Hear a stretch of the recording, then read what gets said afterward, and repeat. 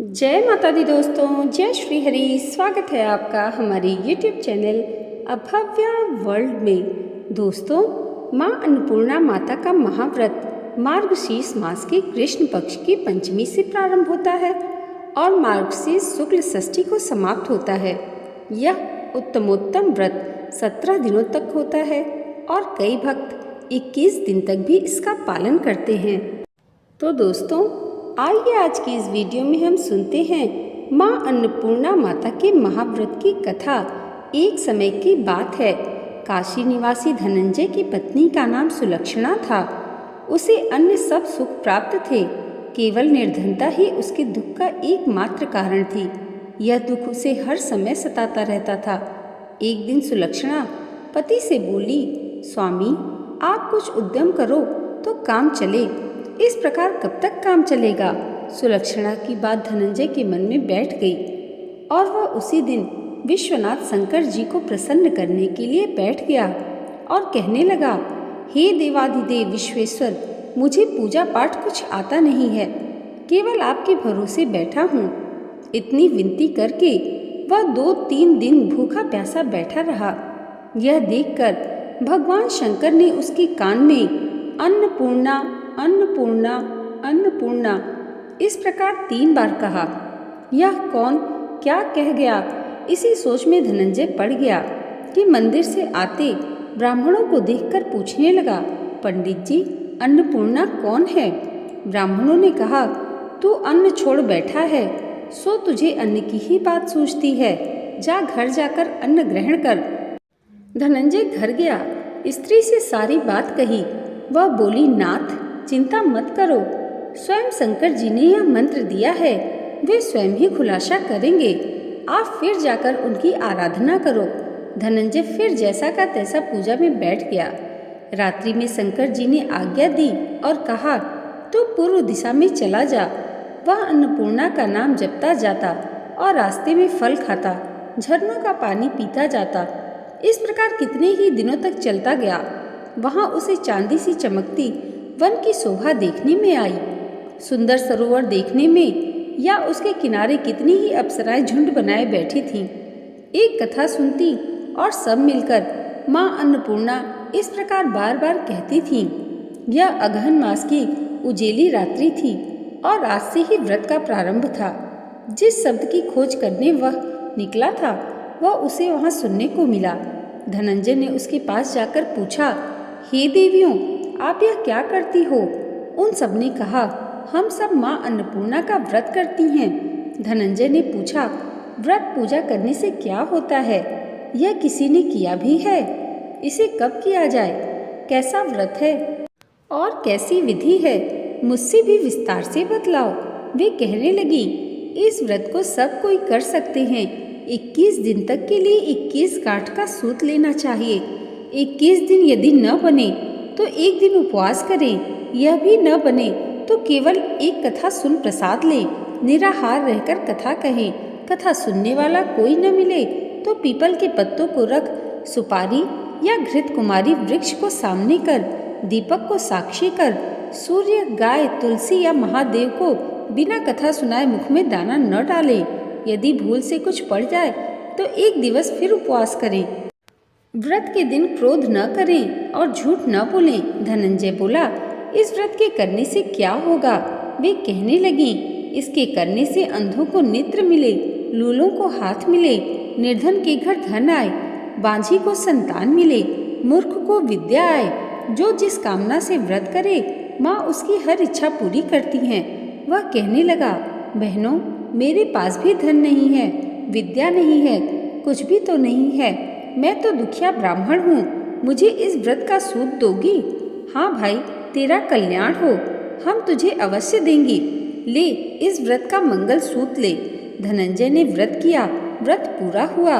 तभी सरोवर में से 21 खंड की सुवर्ण सीढ़ी हीरा मोती जड़ी हुई प्रकट हुई। धनंजय जय अन्नपूर्णा कहता जाता था। इस प्रकार कितनी ही सीढ़ियाँ उतर गया तो क्या देखता है कि करोड़ों सूर्य से प्रकाशमान अन्नपूर्णा का मंदिर है। उसके सामने सुवर्ण सिंहासन पर माता अन्नपूर्णा विराजमान है। सामने भिक्षा हेतु शंकर भगवान खड़े हैं। देवांगनाएं चमड़ डुलाती हैं, कितनी ही हथियार बांधे पहरा देते हैं। धनंजय दौड़कर जगदम्बा के चरणों में गिर गया। देवी उसके मन का क्लेश जान गई। धनंजय कहने लगा, माता आप तो अंतर्यामिनी हो, आपको अपनी दशा क्या बताऊं। माता बोली, मेरा व्रत किया है, जा संसार तेरा सत्कार करेगा। माता ने धनंजय की जीवा पर बीज मंत्र लिख दिया। अब तो उसके रोम रोम में विद्या प्रकट हो गई। इतने में क्या देखता है कि वह काशी विश्वनाथ के मंदिर में खड़ा है। माँ का वरदान ले धनंजय घर आया। सुलक्षणा से सब बात कही। माताजी की कृपा से उसके घर में संपत्ति उमड़ने लगी। छोटा सा घर बहुत बड़ा गिना जाने लगा। जैसे शहद के छत्ते में मक्खियाँ जमा होती हैं, उसी प्रकार अनेक सगे संबंधी आकर उसकी बड़ाई करने लगे।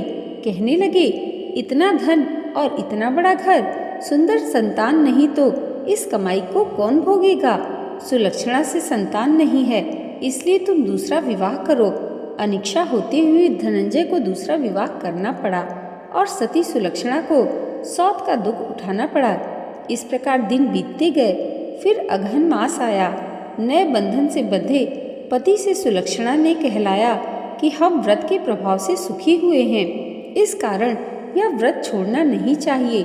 यह माता जी का ही प्रताप है जो हम इतने संपन्न और सुखी हैं। सुलक्षणा की बात सुन धनंजय उसके यहाँ आया और व्रत में बैठ गया। नई बहू को इस व्रत की खबर नहीं थी। वह धनंजय के आने की राह देख रही थी। दिन बीतते गए और व्रत पूर्ण होने में 3 दिवस बाकी थे कि नई बहू को खबर पड़ी। उसके मन में ईर्ष्या की ज्वाला दहक उठी। सुलक्षणा के घर आ पहुंची और उसने वहां भगदड़ मचा दी। वह धनंजय को अपने साथ ले गई। नए घर में धनंजय को थोड़ी देर के लिए निद्रा ने आ दबाया। इसी समय नई बहू ने उसके व्रत का सूत तोड़कर आग में फेंक दिया। अब तो माता जी का कोप जाग गया। घर में अकस्मात आग लग गई। सब कुछ जलकर खाक हो गया। सुलक्षणा जान गई और पति को फिर अपने घर ले आई। नई बहू रूठकर पिता के घर जा बैठी। पति को परमेश्वर मानने वाली सुलक्षणा बोली, नाथ घबराना नहीं, माता जी की कृपा अलौकिक है। पुत्र कुपुत्र हो जाता है पर माता कभी कुमाता नहीं होती।